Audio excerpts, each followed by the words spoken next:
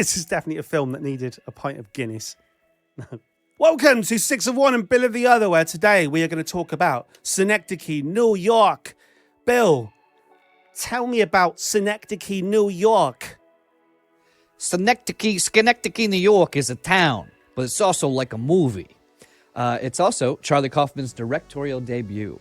The film follows Caden Kittard, a troubled theater director played by Philip Seymour Hoffman, who receives a MacArthur Genius Grant.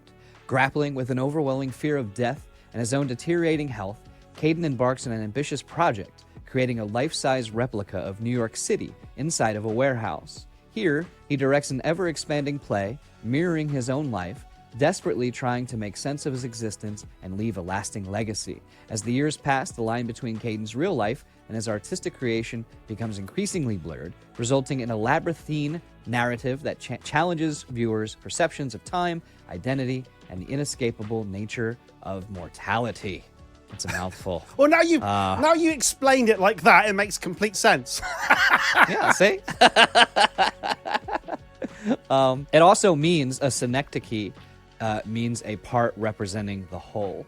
So if you were a big footballer, as they are in England, and I said, hey, here comes the leg, that's a synecdoche, because I'm using the leg to represent the whole of you. No one's ever said that. No one's ever said called you the leg. that out loud before. So here comes the leg. Is that what you Americans talk? Is that what you say when you're watching, like, you know, the New York Giants or whatever?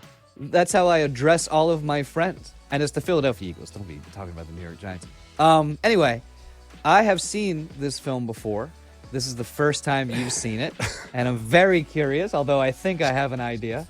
What did you think of Synecdoche? Oh, and I think the town is called Synecdoche. It is actually, yeah, it is, isn't it? It's Yeah. different. It's a different name. The town is Synecdoche, and I believe the film is Synecdoche. Just to make just to make it simple. I know. This is a very straightforward, easy to follow film. So, Mercurial number 6, what did you think of Synecdoche, New York by Charlie Kaufman? Oh, this reminds me of a few months ago. I went to watch a Kafka play, Metamorphosis, in the theatre. Okay. Oh, yes. And I sat there, kind of like this. You could very much describe this movie as Kafka-esque. Right. So this very much reminded me as Gregor Samsa awoke one morning from uneasy dreams. He found himself transformed in his bed into a gigantic insect. And we've spoken about that before on a previous podcast. I'm assuming that Charlie Kaufman is heavily influenced by Kafka, and this film is the definition of Kafkaesque. So first of all, just to get that out of the way, would you agree with that? Sure. Right, good, right. Because, Bill, I've got a bone to pick with you here, right? Okay. Next we'll do Synecdoche, New York, because it's a funny film, Mercurial number 6. I find it hysterical. I do think it's funny in places, and I do find it hysterical in places. I would not call it a comedy film. This is the most miserable film I've ever watched in my entire life, right? I watched it yesterday, and I felt like jumping off a bridge. And then I watched it again today for the purposes of this podcast, because I like to be thorough. And I actually climbed that bridge. And Kafkaesque. This is, wow. What's funny is Wow. I don't read other film reviews when we're going to do a film review, because I don't want to color. Yeah, and I haven't read anything. But what I tend to do is I'll go to Reddit and I'll read the first Reddit thread that pops up just to get a general idea of what people say about it. And multiple people said that the second the credits rolled, they just burst into tears and cried for a half hour. And I think this film is not something you're going to go on a Saturday night and tell the wife or the girlfriend, like, hey, let's get some popcorn and, you know, let's Synecdoche, New York and chill. It is, it's you could very much describe the film as oppressive. I do think it's also hilarious in the darkest humor that it has. When they talked about his father dying and he went into the doctor because his finger hurt, and he turned out his entire body was riddled with cancer, and he'd withered himself so far down that they had to put cotton balls in the coffin so it didn't rattle, and he had a really tiny coffin, if you notice, in the theater, and then it says he was very sorry that you couldn't make it to see him. He gave the saddest death speech that the nurse had ever heard in her life, the most eloquent, and they said he regretted most of his life. Like, it's just, to me, like, it's dark humor, but it's very, very funny. There were moments. Like when his wife, there were there 3 funny moments in the film. Right? Oh, I thought there were way more than 3. I just picked a number. There were way more I just picked a number, but there were a few. Okay, I'll admit that I smiled twice, I think. Right? God, jeez. Right. Oh, by the way, I want to point out that Roger Ebert called this, if not the best film of the 2000s, it might be one of the best films ever. Roger Ebert said, and I kind of agree with him. I wouldn't say it's one of the best ever. I would say this is an incredible movie that I probably don't want to watch either again, or at least for another 10 years. I love when people say that. It's an incredible movie. It is certainly one of the best of all times. I never want to see it again. And I'll go into why. Well done. I'll go into why later. Why I think that both are true. Someone asked me prior to the filming of this podcast right now. Someone asked me, what did you think of Synecdoche, New York? I said, honestly, right, it's either a phenomenal, great film, one of the greatest films of all time, or it's a complete pretentious piece of shit. Right? And as it stands right now, I genuinely don't know which one of those two it is. And I'm hoping by the end of this podcast, I'll make a decision. I'll bite my tongue and I'll make a decision as to whether this film. All right. You could make an argument because the film being Synecdoche, New York, and this is just my take on it. I think he called it that because even though the film is about Caden, it's really about everyone. So you have a guy who wrote a film about a guy whose passion and his artistic thing is way too big, and he blows it up beyond a grasp he could ever reach. And then the guy makes a film about that by trying to encompass everyone in the entire world in 1 2.5 hour movie. That's an interesting take on it straight off the bat, what you just said. You think it's someone who's got the character in the film, Caden, you think he's got like artistic flourish and artistic kind of beyond his uncontainable, beyond his means. I didn't see him like that at all. Well, yeah, I think he obviously is focused too much on death. He's obsessed with death. And I think the point of the film is he's obsessed with all the wrong things. He's surrounded by his family in the beginning, and what does he do in the whole scene? All he does is he talk about the obituaries and who died, and he mistakes who died. And if you notice, did you notice in that first scene, 3 months pass? When he first looks at the paper, I wrote down specifically. Right. No, I didn't. Obviously, the passage of time is the beginning radio broadcast from NPR. She's talking about how fall is the beginning of the end, and she says, "Whoever is alone now will stay alone." And of course, the daughter has green poop. And then it starts on October 14th, 2005. And then, like, a minute later, it's October 7th. Then he looks and the milk's expired, and it expires October 20th. And then it's November 2nd when he looks at the paper again. And so he goes through months, and I think they're trying to portray rather brilliantly, as you get older, time goes by quicker. So this one awful interaction with them in the kitchen, where he's kind of just drone and depressed, and no one would want to be around him, represented probably, years of his life with his little family. And the fact that, like, later on, his little daughter is, like, grown up in a German stripper when his new daughter stays a toddler throughout the 40 years of the film. Yeah, that's interesting. I think that would have probably helped me if I'd noticed that. I got the big time shifts and the fact that the perception of time in this film is kind of fluid. It's all over the place. Sure. And I got I watched it twice, and it wasn't enough for me to. Well, I saw the focus on the newspaper, but I didn't.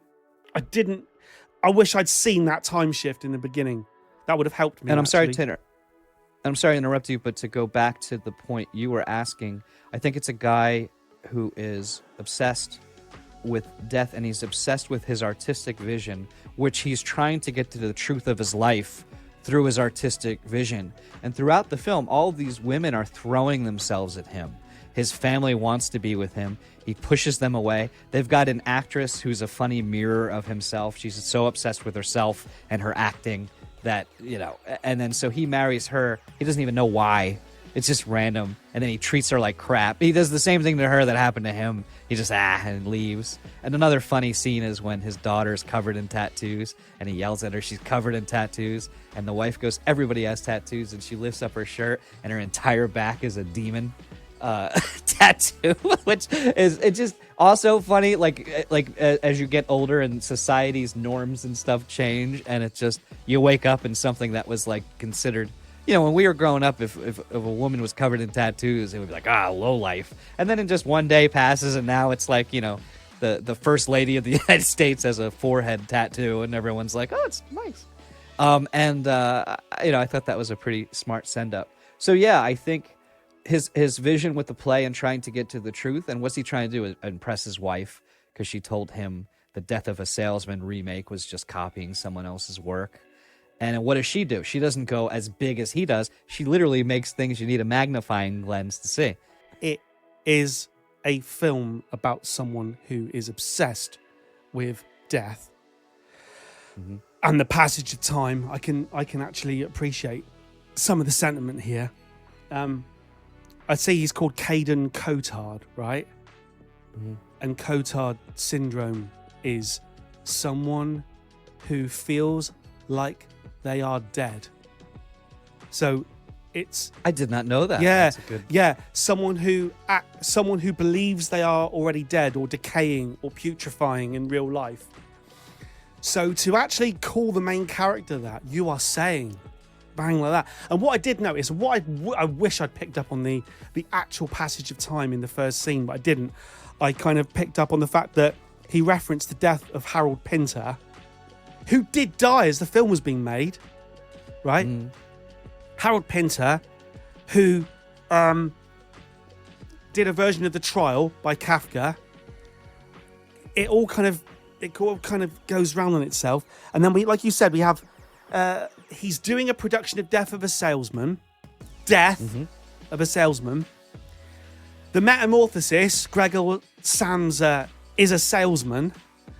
It's all doing this, right? This is what the did most... he say about the young... Did you catch what they said about the young actors? He goes, it's people will find it meaningful because you're young pretending to play old. They know that you're young, but they know that also one day you'll still have to face this.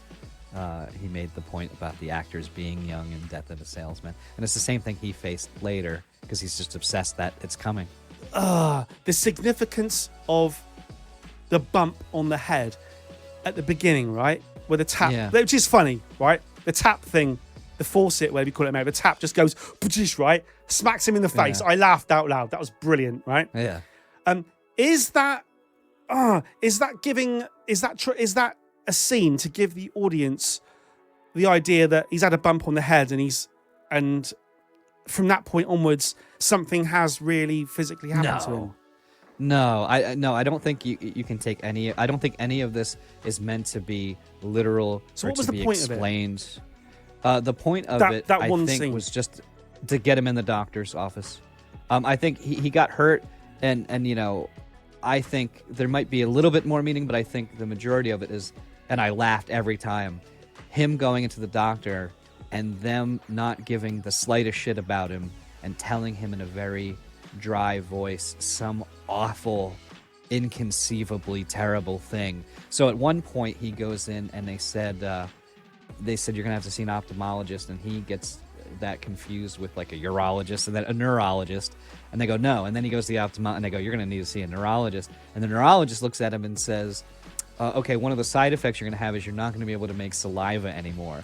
Maybe you can go to biofeedback to learn how to make saliva. And for the folks at home, biofeedback is when I think a psychologist, they hook you up and they teach you how to regulate things in your body. So then later he's having a date, and so to eat, he starts doing this and he's making saliva, and it's so awful. And I think that is a brilliant play on getting older and you go to the doctors, and these inconceivable, like if you think in terms of like older people that I've had relatives that had colon cancer, and you have to wear like a colostomy bag, and it's awful. It's awful, but imagine that's you, and you sit down, and the doc goes, well, from now on, you're just going to shit yourself uncontrollably.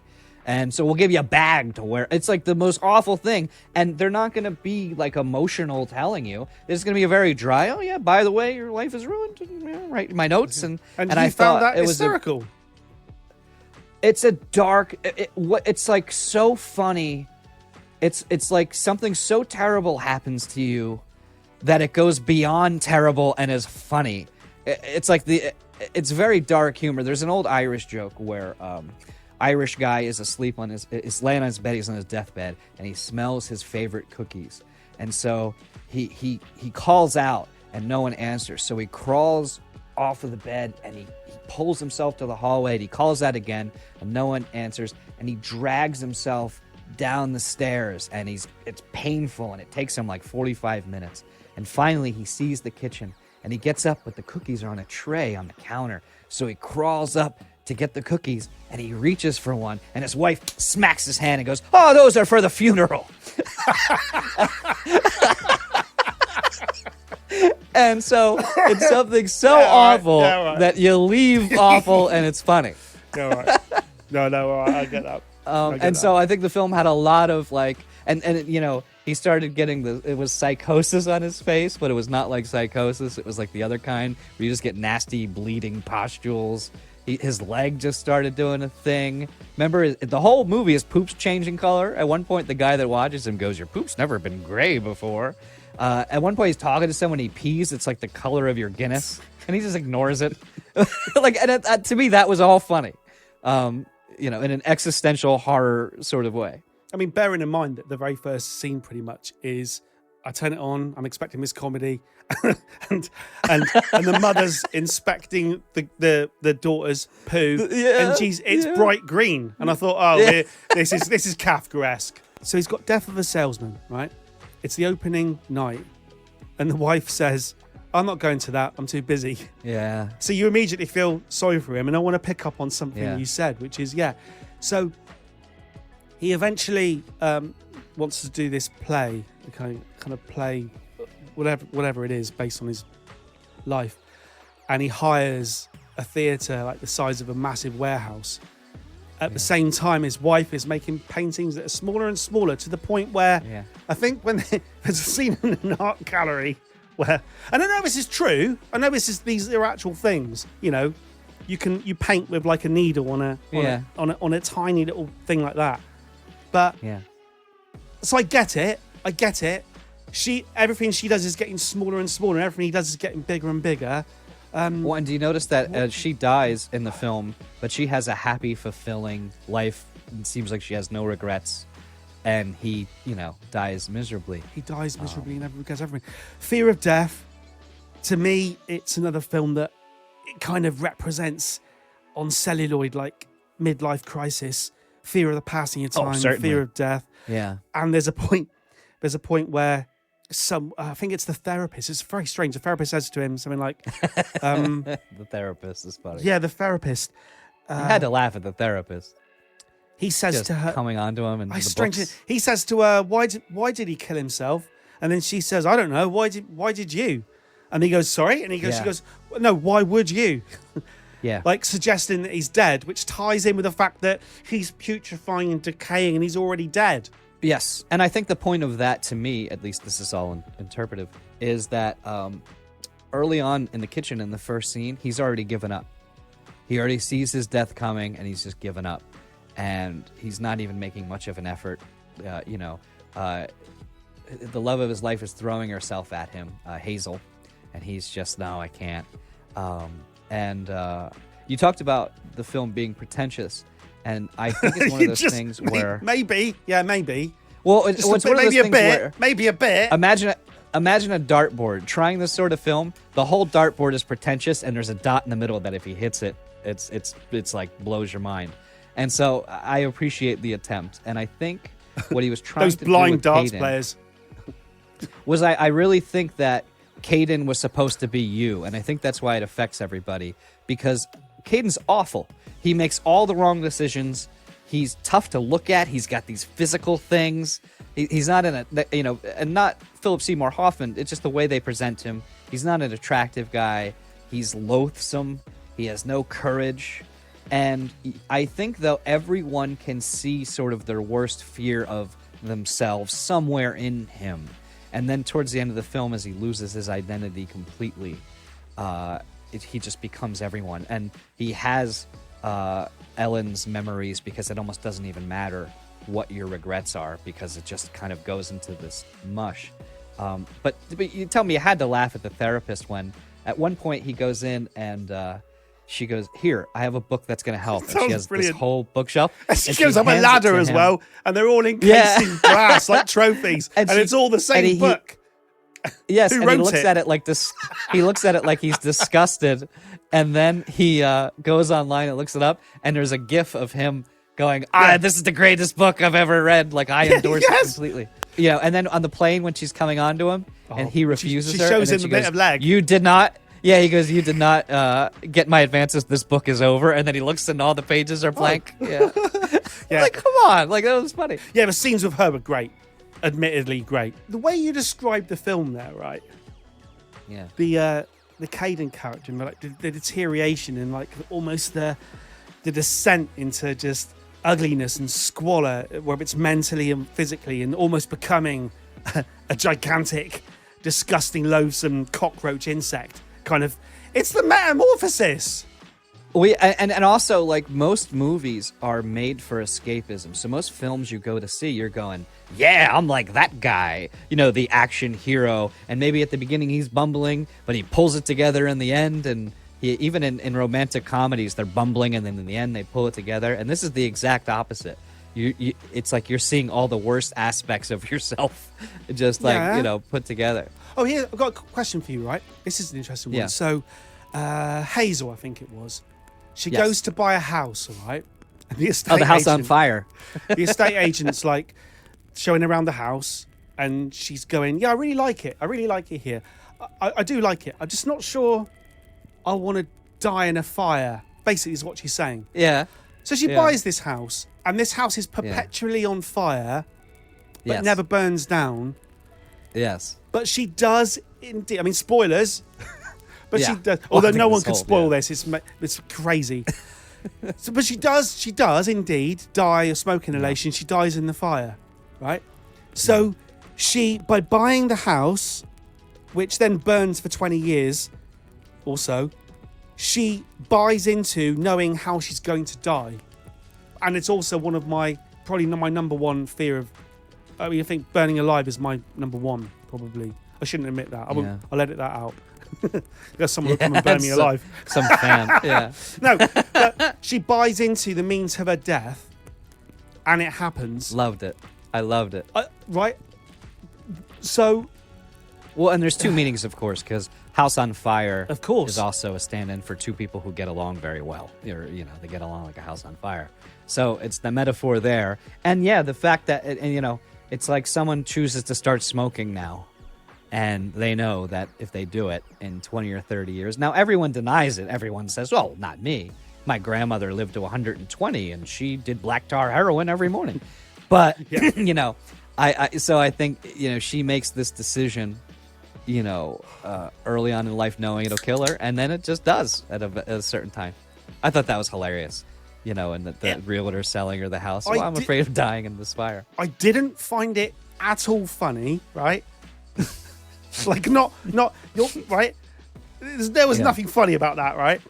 It was quite freaky, frightening, and she does indeed buy into her own death. But God, that was interesting. God, this film's interesting, right? I noticed that this is the strangest thing. We should probably address. It's hard to be linear talking about this film in terms of what happens. Yes, but basically, I think I just went into a big diatribe about the end that we. it's so hard. It's so hard to. So right. So basically, he basically recreates New York inside a warehouse, and then he gets actors to portray the people in his life. But not only that. Oh yeah, right. So before I say what I was going to, there's my favourite bit of the film. This is completely insignificant, but he's walking like into an alleyway thing, and behind him someone walks past, and he stops him and says, "No, don't walk like that. Walk more natural." And the bloke goes, "Oh yeah, sorry." And he goes back and he walks the most unnatural straight ass walk you've ever seen past. We'll come back to it. Oh, that was beautiful. That was beautiful. Right. So he gets someone to portray himself, right? Sammy, I think he's called. Yes. Right. Sammy. And I'm thinking, I know that guy. And I'm watching it all the way through the film. You know when that horrible thing when you're just concentrating on where you know someone from, where you should just be invested. I mean, it came to me. It's the serial killer out of Manhunter. My favourite, the original Silence of the Lambs film, the original Hannibal Lecter film, rather, with Brian Cox playing Hannibal Lecter. It was made by the guy who made Heat, Michael Mann, right? Yeah. And he's the original pair of tights over his face, totally creepy guy in it. Yeah, just I and love he's wonderful. that guy. He's wonderful. Amazing in that film. Yeah. In fact, I reckon most people haven't watched Manhunter, but it's easily as good as Silence of the Lambs. It's just very different. Yeah. I mean, that's irrelevancy. What was I going to say? Right. So, second viewing. I get it, right? So, pretty much at the very start of the film, Sammy, the person he eventually gets to portray him, is indeed across the road watching him. Yeah. And I know it references it later because he says, "I've been watching you for 20 years." For 20 years, yeah.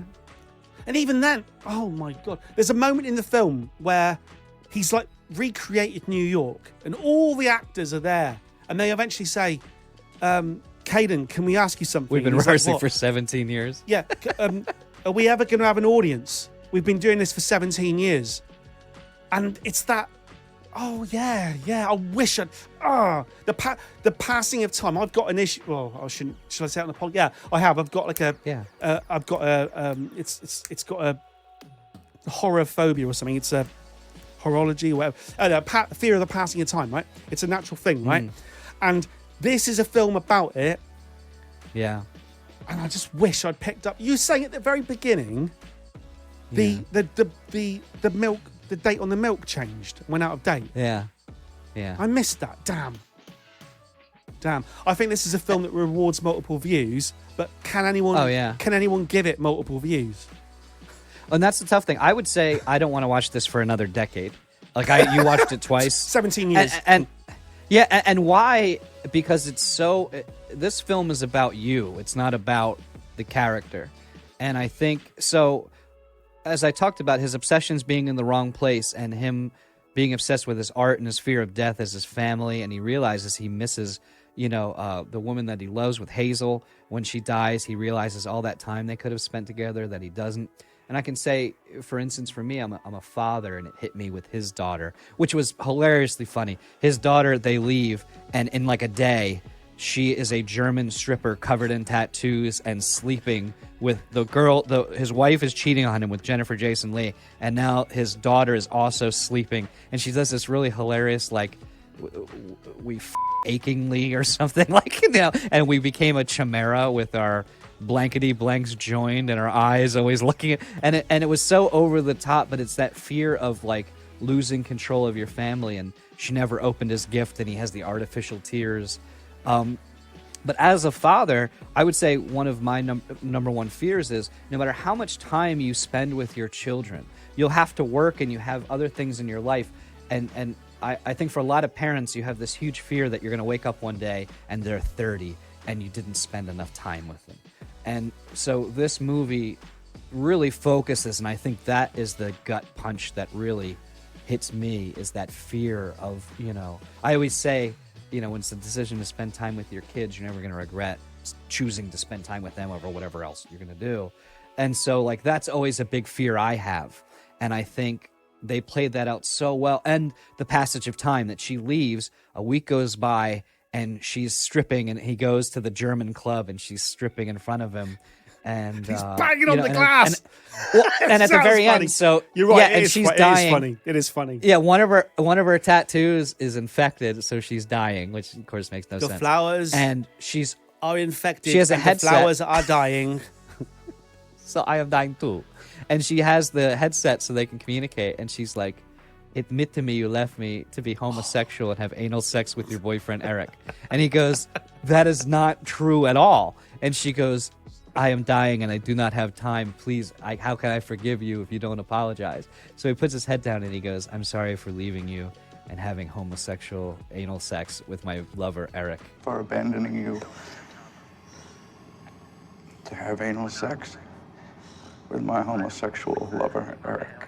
Will you please forgive me? And she looks at him and she goes, no, I'm 9. sorry, I can't. And she cries and dies. And again, Yeah. it's Right, that is the funny. darkest. It's is the funny. darkest humor because is it's funny. every parent's worst nightmare. That's That's your worst nightmare. Well, no, in the sense that they'll misperceive something that you did and Okay. hate you, and then when you try to explain what really happened, they won't forgive you. Right, yeah. You know, being separated from your kids and having your kids hate you for some stupid reason that isn't actually true is what I'm getting Yes. at. Not that I'm having anal sex with my lover, Eric. Not that there's anything wrong with that, but but like it was just so funny. I laughed so hard. I agree. I laughed so hard that I wanted to cry at the same time as she's dying, because it's going beyond humor. And I think to go into another topic, like there are comedians that tell jokes that who cares, they're just in bad taste. But then there's sort of the thought police that when you tell a dark joke about something, they want to cancel you whenever. Yes. This is the reason I stand behind comedians, because sometimes some things are so dark and so all-encompassingly awful and full of existential just terror that the only thing we have left to do is laugh at them. And so I think it's probably the healthiest or one of the healthiest ways to approach some of this awful, stuff. Like her saying that is an awful thing. Her dying and hating him and not forgiving him for something he didn't even do. And yet it's hilarious because it's so bad, And that's, Yeah. I think, part of the charm of this film, that it does really get you. So sorry, go ahead with more of your notes. I'm loving hearing what you think of this. So he has a wife, Adele, a daughter, Olive. She just announces to him, we're going to Berlin. I'm taking your daughter. And you're saying, like you say, it's the passage of time. He's got something for Him his... reading her diary, she's left, and the entries are also still filling. So Yeah. he was never going to read it, but she sends him a letter saying, "Oh, by the way, don't read the diary that's hidden under the pillow." And so he goes to get the diary, and obviously it's all surrealism and Kafkaesque stuff going on. Well, and you talk about Kafkaesque. So Kafkaesque is Metamorphosis. A lot of people are like skeeved out and sort of horrified by it because obviously, if you've never read Metamorphosis, it's about a guy who wakes up as a huge bug, and they said that when he would write it, he was laughing so loud and so uproariously as he wrote this story that the neighbors were furious and would complain because he was just laughing his ass off writing. Like, he found the thing completely hysterical. And I wonder if you talk to Charlie Kaufman about, I know he's done some interviews. I wonder, like, how funny he views this film versus people who think it's this. It is a dour, oppressive film, but I wonder what his opinion would be. Okay, right. So I think it's one of the most miserable films I've ever watched, right? But I don't really know Charlie Kaufman, so I don't think I've ever seen an interview with him. What do you? Well, and then for the folks at home, and I know I'm interrupting you on this episode, and I apologize. For the folks at home, Charlie Kaufman he got famous writing the film Being John Malkovich. Yeah. He also did Human Nature adaptation, Confessions of the Dangerous Mind, which is one of the few I haven't seen. My favorite film of his, which is Eternal Sunshine of the Spotless Mind. He did a film after this called Anomalisa. I'm sorry, not your dad, but I'm trying. I can't pronounce it. I didn't like that film. But then his latest was I'm Thinking of Ending Things, which is on Netflix with from Breaking Bad, from not Jesse, The guy who kidnapped Jesse. Todd. Todd. Todd stars and I'm Thinking of Ending Things, and is wonderful, and that's a good film. What's that about then? Do you know? I'm Thinking of Ending Things is another. We'd have to do an hour-long thing. It's another one of the. But I enjoy it. It's a good film. And I don't want to spoil it. But what I was gonna say then was because you've seen. I must admit the only film I've seen of his is this one and being John Malkovich, right? And I don't remember ever watching an interview with him. So what do you think he was trying to achieve with this film? Has he got an issue with death? And has he got an issue with the passing of time? And he's putting it, and he's using the cinema to get his own neuroses out there. Absolutely, without a doubt. Right. An adaptation which he wrote, which Nicolas Cage stars in. It's a film about a guy, Nicolas Cage, who has a twin brother, trying to write a film and not being able to say what he wants to say. Charlie Kaufman, I think, is absolutely brilliant, but neurosis just pours off the pen into all of these movies in a very, I think if there's any criticism, I think, so if we looked at this film from a movie criticism angle, it's sloppy, the pacing is off, there's so many things we could complain about, but I think what he does here is he transcends all of that. Like, this isn't one of those movies where you go, I think the first act could have been trimmed. There's really no plot per se. There's a general thing they're doing, but it's about something bigger than all of that. And most of the times when people swing for one of these, they miss with me. I like plot. I don't like character studies that much. But this was so brilliant and interesting. And I think in other of his films, so like Being John Malkovich and Adaptation and Eternal Sunshine of the Spotless Mind, the films are directed by Spike Jonze and they're much tighter. And as a film criticism, they work a lot better. So it's like doses of this neurosis and this great comedic mind throughout, rather than this is him having his directorial debut, because Spike Jonze was directing Where the Wild Things Are when this was being filmed, and so he couldn't do it. So this is him just throwing everything at the screen. And I read, someone on Reddit said, and I thought it was funny, they said this is the best movie I've ever watched, and I wouldn't recommend it to anyone I know to watch. And it's one of those that's just, and it's a shame too, because this was made in, I believe, 2004 or 5, and I don't think it gets made. It was 2008. I don't think it gets made today with the budgetary and everything. It might be an A24 film, or I think the people that made it in 2008 might have regretted it. Well, they lost a lot of money from a on money it. point of view.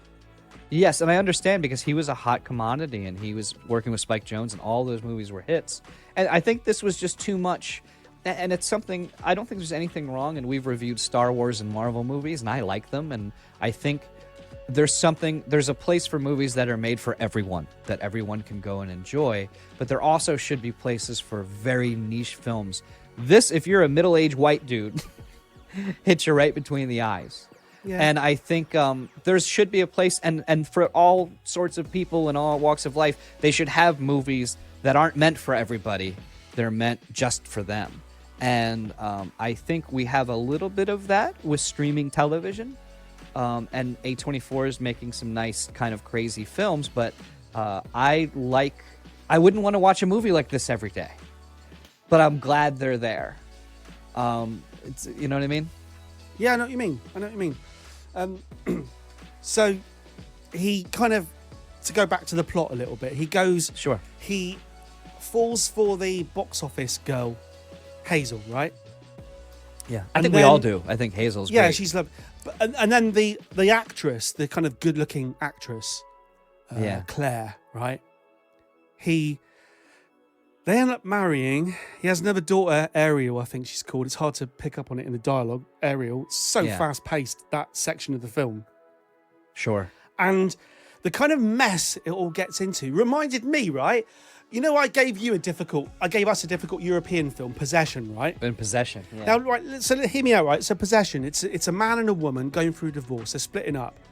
And he kind of, I think in his imagination or whatever, conjures up a recreation of his wife that's more perfect and more suited to him in a teacher. Yes. And she creates, via spoilers, a squid, a version of him that she prefers. And they end up, right? So in this film... So let me ask you, before you ask me this question, which was more disturbing?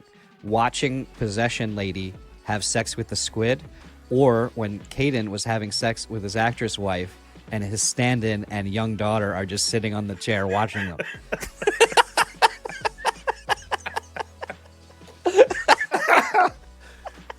Yeah. Well, it's a strange... Yeah, okay, you win with that one.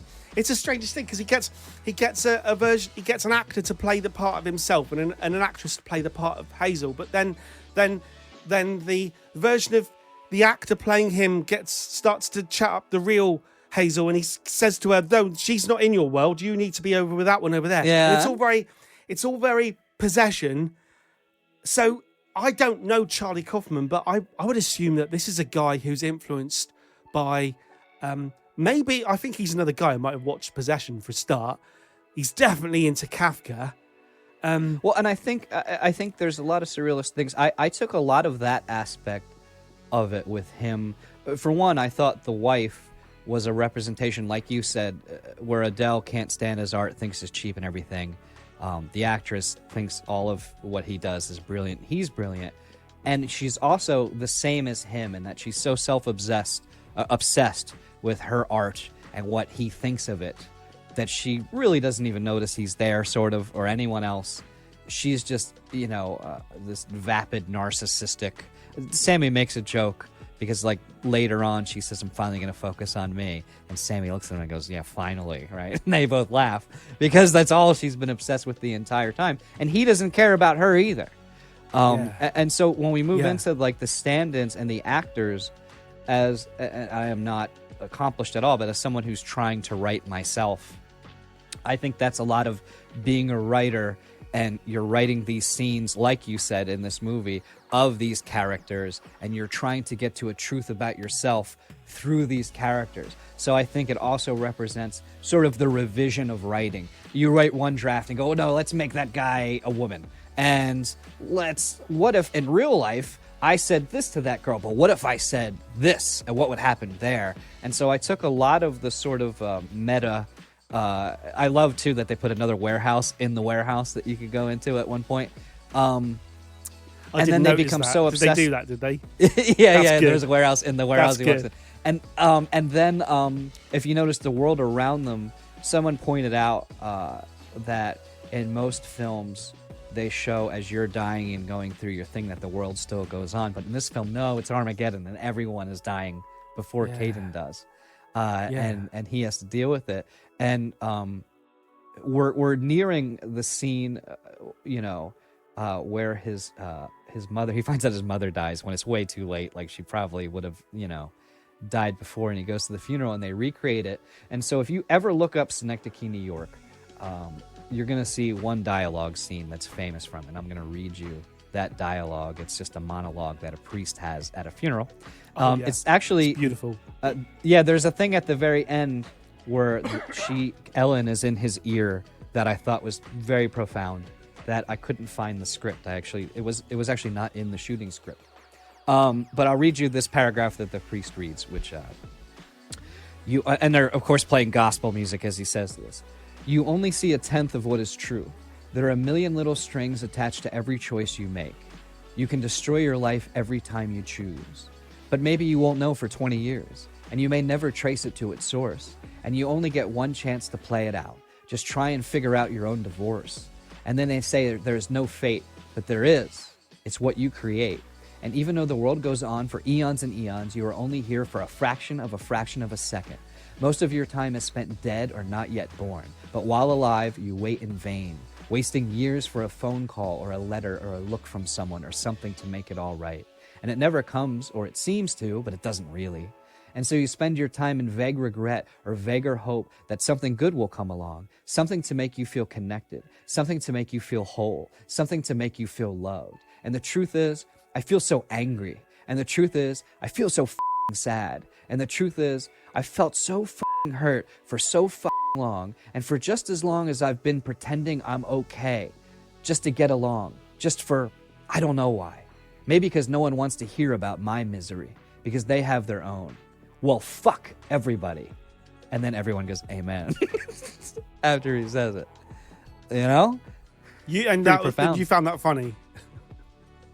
No, I that love was not that scene. That was scene not a hit I found it straight to the heart. Yes, and I did find it funny though that Caden just silently went amen after, like when he said that. So to skip ahead a little bit, at the very end, he starts pretending he's Ellen, which is a woman that cleans Adele's house and that Adele painted once, and then he starts to morph into Ellen. So he has her memories, and his problems start becoming the problems that Ellen had as a child. Of she had a picnic with her mother and promised her that in 10 years she'll bring her own daughter, but she never had a daughter, and she lives with that regret. And the point of it is to show that everyone has their regrets, and it almost doesn't matter what your regrets are, because they're almost interchangeable when you get to a certain point. And I think with the gender bending stuff towards the end as he becomes Ellen, I think it's more, if you really think about it, think about your grandpa and your grandma. Let's say if they made it to their 90s, how much different is your grandpa really to your grandma at that point physically? And how we all, Yeah, and so there's this section at the end where it says you reach a certain age and you lose your beauty, and you use the things that made you you, and the people that loved you die, or they leave, or you leave them, you outgrow them. And then it has, when you lose the essence of who you are completely, and your traits start to leave, and you realize that no one was ever watching you, and no one, they never were, and that never mattered, and it never cares, and all you like to do is drive, and you don't even care where you're going, you just drive. I found that very moving, and the thing I took from that I found very moving was, when you die, it's a very lonely thing. We go through our lives in our own heads, and we have friends and we have loved ones, and we try to sort of share what we're going through to feel a sense of community, but your death is something that you have to face alone. But the point that they made that I thought was beautiful and helped me was, when you die, it is actually going to be the most together you have ever been with human civilization, only when you're born. So everyone you know, everyone you've ever met, everyone you ever will met, they're all going to go through the exact same thing. And it might differ based on level of pain and suffering, but just losing who you are and that sort of melting away is something everyone that's ever existed has gone through. So it's, in a way, not a thing you're facing alone. It's a thing you're actually, together we are facing it. It's one of the most together you'll be with everybody that you've ever been. And I thought that was a very profound idea. It's kind of like another profound idea that he had was in, I think it was an adaptation, where he says, you're defined by who you love, not by who loves you. And I thought, again, that was a very profound thing. What do you call that mental, that kind of idea where you are playing, where everyone in the world is like playing the lead role in their lives? Everyone thinks they're the most important person. There must be a name for it, where everyone else is just a bit player, but you think the Lead kind of character world syndrome. Is it where you think the world revolves around you, and there's everything's there's really an I'm the important main to your character. There's an I'm the main character meme. I'm the main character. There probably is. Yeah. In the world, right? Yeah. It's a weird dichotomy or paradox or whatever here, right? Because to me, I got an element of that. He's this kind of broken, dying, decrepit thing, and yet still, he's kind of trying to create a world where, to me, he was still trying to create a world where he was important, but it just kept running away from him, and he kept realizing that he was insignificant.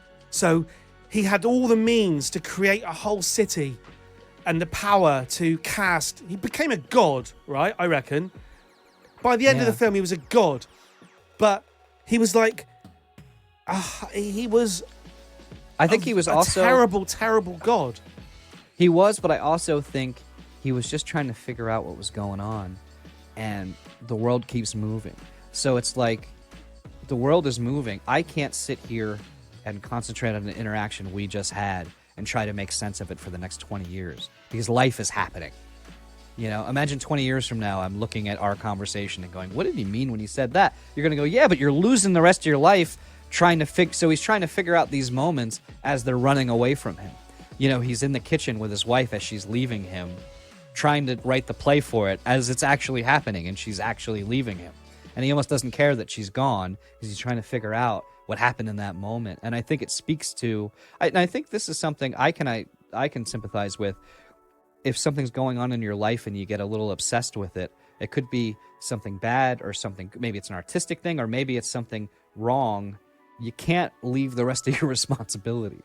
You know, other people need you and you have to be there for other people and you have to be able to set it down and actually experience life. And I think they said that again with Adele living a full life, even though she died of lung cancer. And the end was just as much, I think they said it in the line, that the end is right there tied into the beginning. It was for her too, and yet she lived a full life, and when it happened, it happened. I was watching a podcast with Bill Hader about anxiety, and he said he would be driving his car and he'd see an ambulance go by and he'd worry that his wife and kids were dead because they were running to get him. And his therapist said to him, if you worry about something and then it happens, you're just going to worry twice. So just deal with it when it happens. You don't have to go through all of that. Oh, I like that advice. Yes, it was about megalomania a little bit and wanting to be important. And again, you know, we've made music and I'm writing and you want that recognition so bad. But, you know, having the love of the people in your life and respect and living a happy and fulfilled life is more important. It's just rubbed in. It's rubbed in over the course of the film. There's a point where I think he phones his wife, Adele. And she's laughing and joking, and she's just too busy. She's at a party and she says, "I'm famous. I'm famous." And it's like, even in his own constructed story of his life, the wife that leaves him is still more famous than him. Even though he's constructed New York City, he's a god. Yeah. So the paradox, or not paradox, the alternate view is in the lyrics of that beautiful song at the end, right? Because I had to look it up because the music throughout this film I think is great. Yeah. And when I looked up who the composer was, it's John Bryan, right? Now I know John Bryan because this is why I should pull. I've got all the albums he's done down here.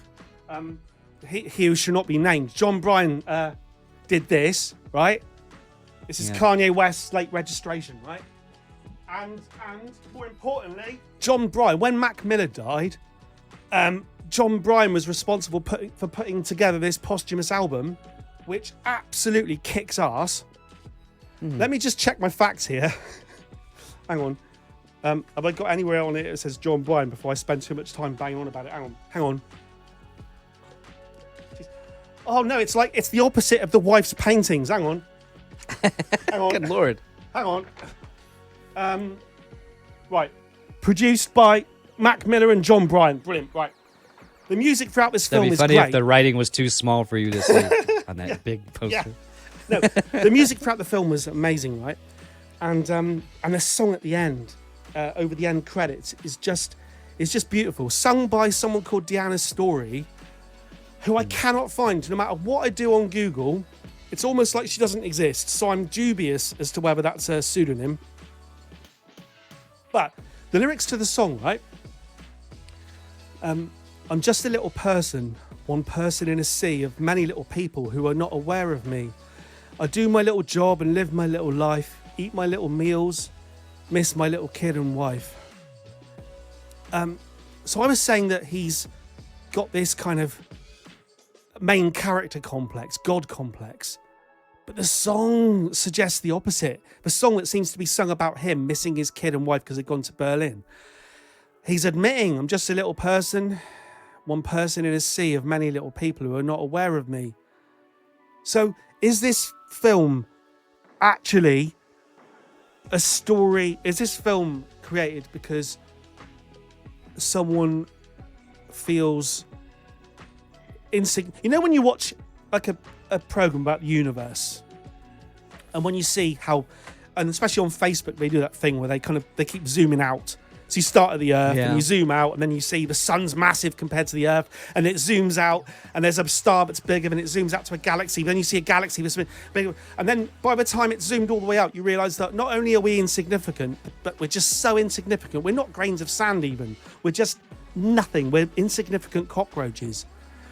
And it's almost like the lyrics of the song are a song about the realisation that you're insignificant. So is this a film about someone who feels insignificant, they're scared of dying as an insignificant person, and time is just passing while they're doing nothing, and this is just put on the screen by someone who conversely is doing something because he's creating films?